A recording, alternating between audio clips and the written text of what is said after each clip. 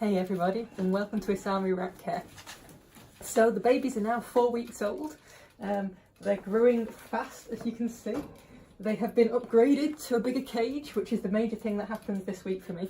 So I judge this very much on kind of how they are themselves and how they're coping with their little cage. And I've actually done a separate video which I'll publish, which I actually literally set this cage up in. But I thought I'd just kind of let you see just how much bolder the babies are becoming now. So they're now very confident free rangers. They can explore the whole of the free range area, they can climb. They've started showing an interest in water, so for the first time they have a really shallow little water tray, which I'll actually grab for you so you can see the kind of thing I do with water.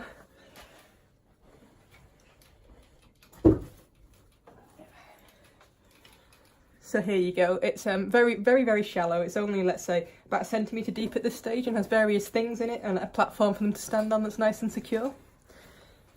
So the reason I do that is encouraging them to experience different things again. So what I've talked about before, about different smells, different kind of textures and so on, water's just as important as that. And it's a really nice thing for them to do as adults, to kind of pea fish and such. So whilst I've not added peas yet, I've wanted to add that kind of open body of water just so they can get familiar with stepping in it. And that's despite the fact it is quite cold at the moment. But yes, it's they don't mind, they're just interested in everything, as you can see. And they're getting increasingly nosy and friendly. Here's this Mug. Mum is doing very well. She's excellent. What I should also mention that they now do, they regularly free range with some of my kind of trusted adults. Now I don't do this early with every litter. It really depends on how confident the litter they are themselves, how relaxed Mum is, and we all know Mog's kind of intensely chilled. She's brilliant, aren't you, miss? And also depends on the girls I've got at the moment. As it is, I've got a very kind of stable, solid, sound group, and they're actually, half of them are not far off having a litter of their own. And one of the others has had a litter of her own, so they're kind of quite good around the babies. Hey, Tribble. One of them has already escaped. This little chap is going to make somebody very happy. He's probably my bravest. And you're pretty bold as well, aren't you? He's one of the little fosters. You wouldn't guess that he was so tiny when he first came here. You see what I mean? When I first talked about them catching up very adequately. But yes, so it's very much when I free range them with the adults, I tend to do it either, sometimes I'll do it this last week, sometimes I'll do it this coming week for the first time, or sometimes it'll be after 5 weeks old, though I'm limited a little bit then because I don't keep boys myself.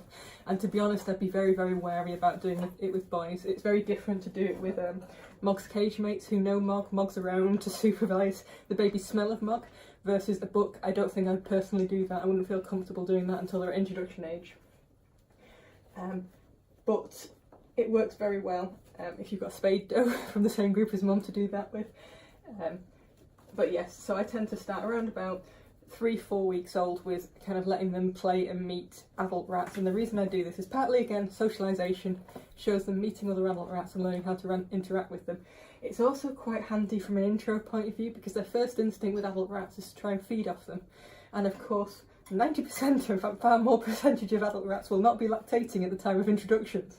They probably shouldn't be lactating at the time of introductions. I can see a little trouble. It's back. Go on. And this is particularly true of males that only have one nipple-like feature on them, and then when a baby tries to latch on it, it tends to not go down very well. So this teaches them manners around adult rats with some other calm females that kind of don't mind a little bit of interest shown by the babies. Hey, Chip, come on. Come on, Trouble. But yes, so it's all about that. It's about teaching them that adult rats are not scary. So what you find a lot of the time when your baby's going through introductions with adults, if they've never met another adult other than Mum, at first they're probably going to be okay, and then they're going to be absolutely freaked out when the adult does anything to them. So being around other adult rats helps build up that kind of level of understanding that they're not bad creatures, these massive other rats. They just might tell them off a little bit, which they probably deserve as babies.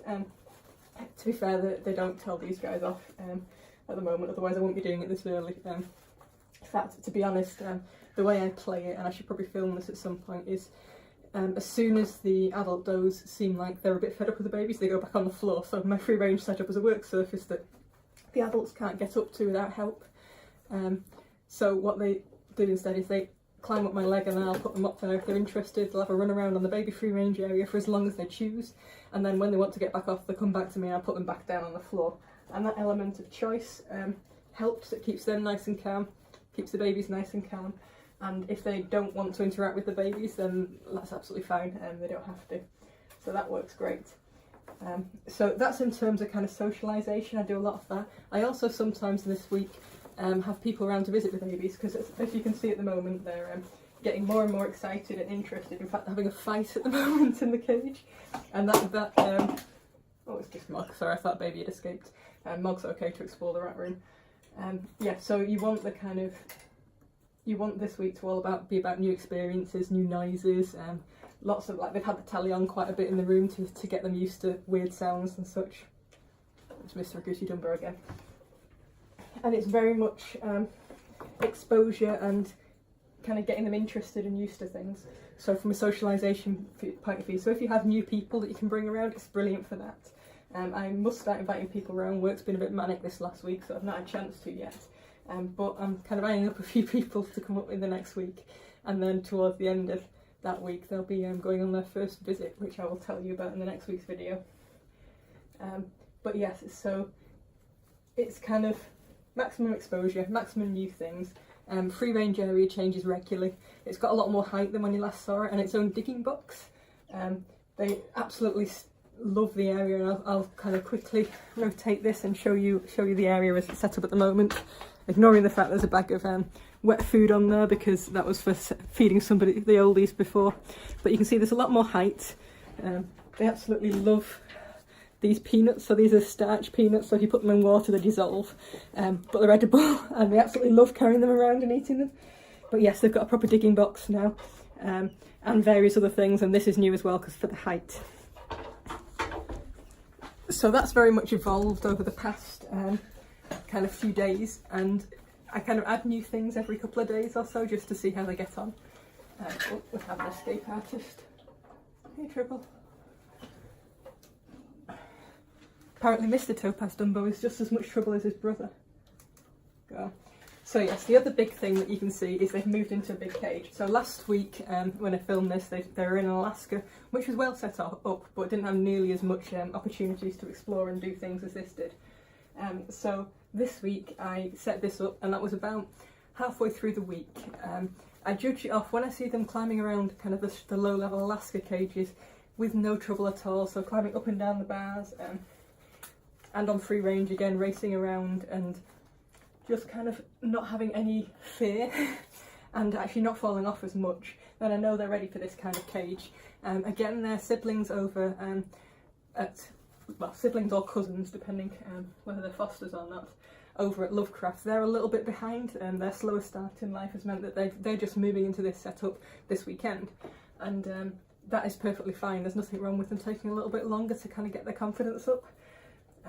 So what have I got kind of roughly in here, just to give you a bit of a feel. You can watch the full second video that I'll post later on the cage setup later if you want. But effectively, I've got this kind of cargo net here. Let's move you so you can see a bit better. Now this is quite important, not only from hanging things from, but to try and kind of act as a fall protector. They will still fall, as is this kind of hammock down here. I expect them to fall a little bit, so I'm giving them plenty of layers to hit on the way down. Once they hit, they kind of bounce at this age. Again, it's got a thick layer of substrate on the floor. I've changed the substrate again, so it's now a mixture of different shaving types. So that's 3 different combinations of substrates they've had in 4 weeks of life, and that's all about kind of teaching them that changes in substrates, different substrates are absolutely fine and a lot of fun. They've got branches for the first time. My setups are not complete without branches, so they're getting used to natural materials in there. Some kind of slightly wobbly rotating bits. I want them to get used to things that move in different ways so that they kind of learn confidence around that. Some thin ropes again, they had in the old cage, but they kind of use them a lot more effectively at this stage. And then one thing to note, all my kind of beds I've got let's turn it around a bit. I've got an open hammock there, I've got the tub there, they've got the boat style hammock there, they're all fairly kind of open, so I don't want the babies to get used to hiding away as for a safety net, because they don't need to. They can be perfectly happy, feel perfectly safe in here. And actually they do. They sleep out on the floor in the open at the moment, in a corner. They've got a bit of hay and made themselves a little nest. Amusingly, Mog sleeps up there in the hammock quite often when she needs a break from them. It's not going to be too long until they start following her. They do sometimes, but actually they're not that hungry babies, and I say that in that they'll happily feed off mum, but they're not obsessed with feeding off mum. And that's kind of them starting to make more and more of the transition. Yes, I can see you. Come on, Mr. Red Blue again. So I have 3 troublemakers: Mr. Topaz Dumbo, Mr. Agouti Dumbo, and Mr. Red Blue Foster. But yes, so you can see actually, I should just grab him. You remember I marked the tails last week? So I've been keeping an eye on it, and I think I topped up the blue, but the red is actually still left over from last week. I'll probably be topping it up today when I do the weekly weigh-ins, which will be shortly. I should actually show you my setup for weigh-ins, because that might be useful, because sometimes people can find it quite challenging to weigh the babies. So,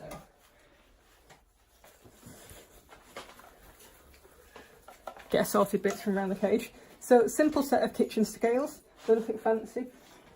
When the babies are quite young, literally all I do is lay a little fleecy hammock on top of it, put them on there, they don't move very much. At this stage, even though they've all just quietened down because they've realised I'm not getting them out and they're not getting fed, they are a lot harder to contain. So what I do instead, I have a plastic bowl with a little cube style hammock in it, and this works really well. I use this for my adults as well. Just pop them in, zero the scale with this on, then pop them in, get their weight, pull them back out again, and it works absolutely fine. So this will actually be the first week, I'll say fine, yeah, this will be the first week that I'll have weighed them in this, because last week they were fine for me to just weigh them on the kind of fleece thing. But yes, it holds them nice and still, and they don't feel the urge to get out straight away. I have to be a little bit faster with my adults because they kind of can be a little bit arses at times when they want to be. I'll put that up there for later. Go, mister. Good boy. This is quite nice actually. He's never been in that before or smelt that before. It smells strongly of adult rats. He's walked in and walked back out again with no problems, and it's a sign that kind of the socialisation aspect is going quite well with them, as was them all flocking to this until they lost interest because there's better things to do because I'm not engaging with them particularly well, bless them. Yes, so we've talked a little about social development. Physical development, they've gained a lot of weight, and actually last week they felt what I call chicken stage, so they felt quite lightweight, fluffy. They clearly had a big growth spurt to grow in length, but they hadn't filled out yet.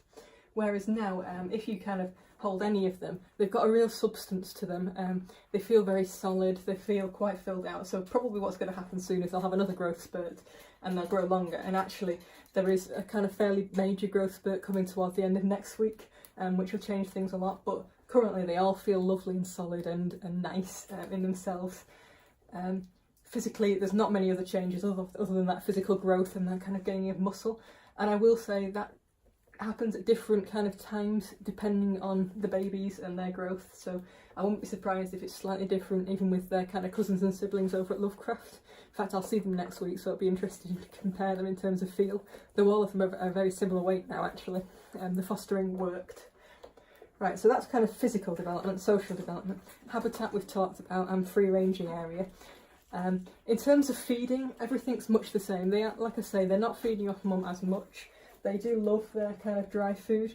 They're scatter fed, I should say. In fact, I could even feed them now and see what they make of it.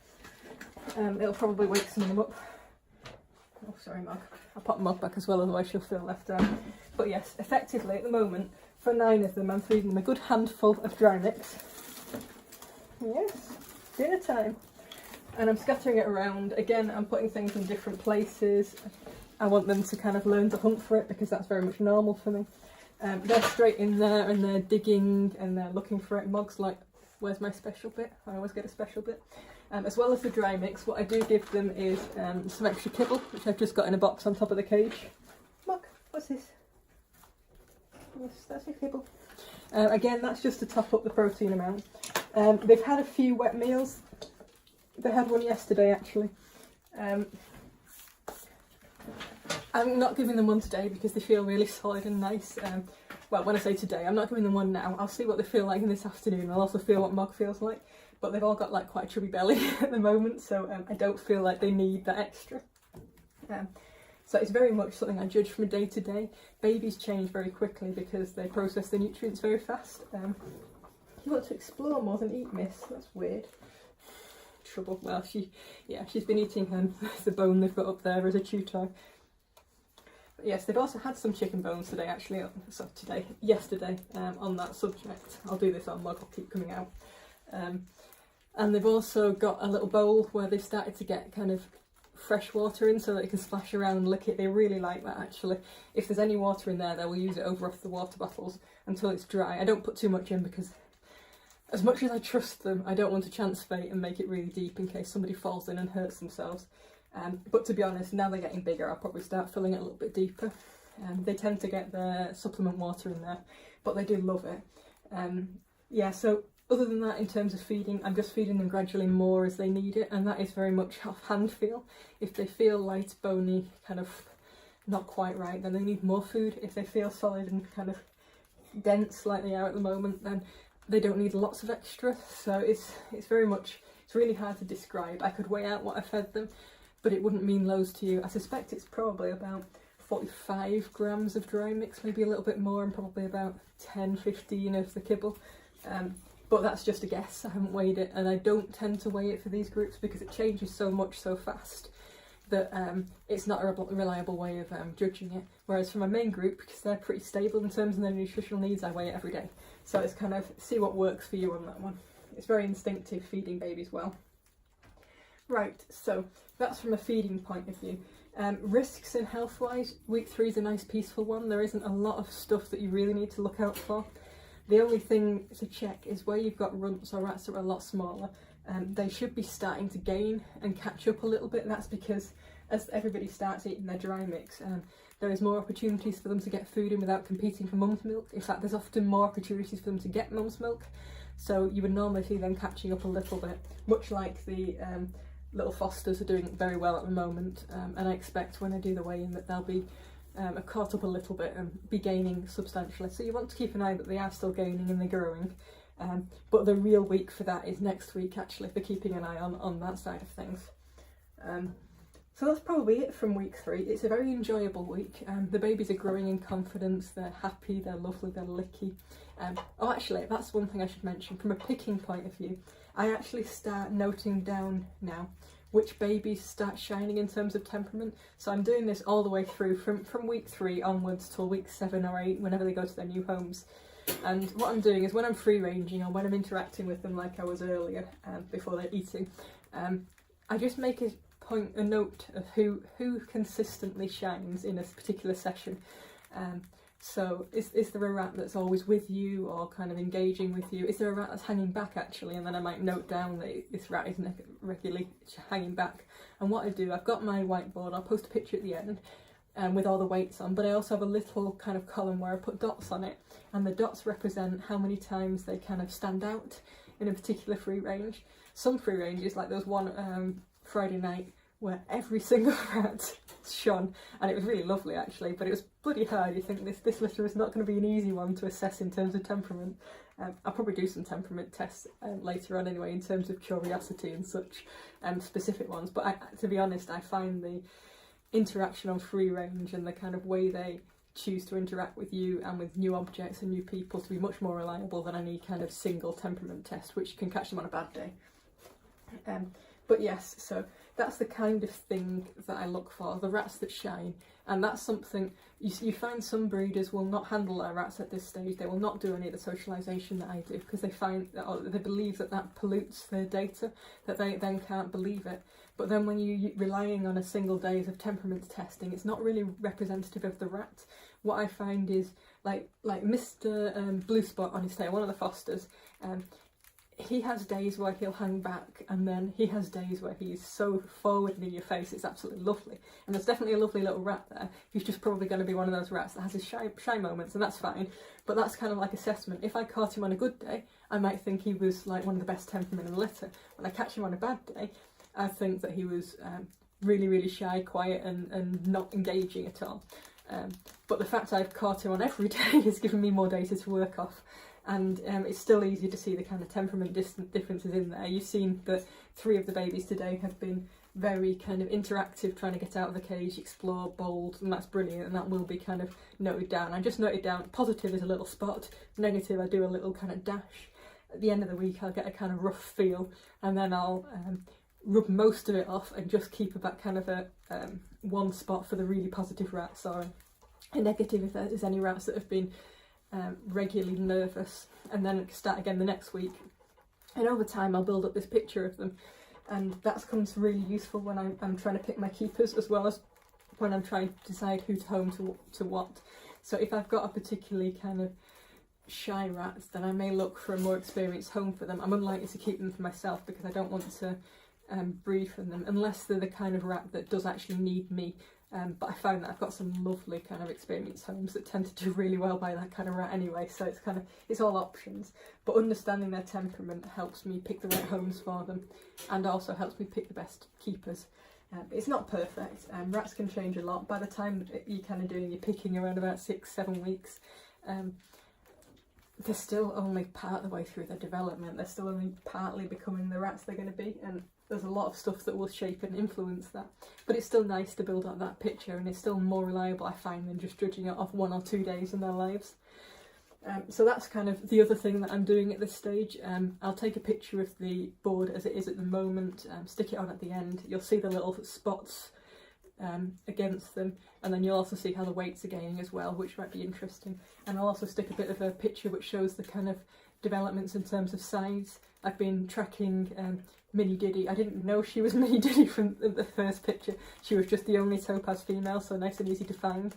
I've been tracking her size through from these weeks, and I'll continue doing that until we have like 7 days, so you can see how they've grown. It's like 7 days, 7 weeks, so you can see how she's grown. But it is quite an interesting one. Right, so that's it from me and from week 4. So roll on week 5, and there's a lot of changes that are going to be coming about towards the end of the week when they become ready for sex splitting typically. So we'll talk about that one later. So have fun. I hope you've enjoyed this one, and see you soon.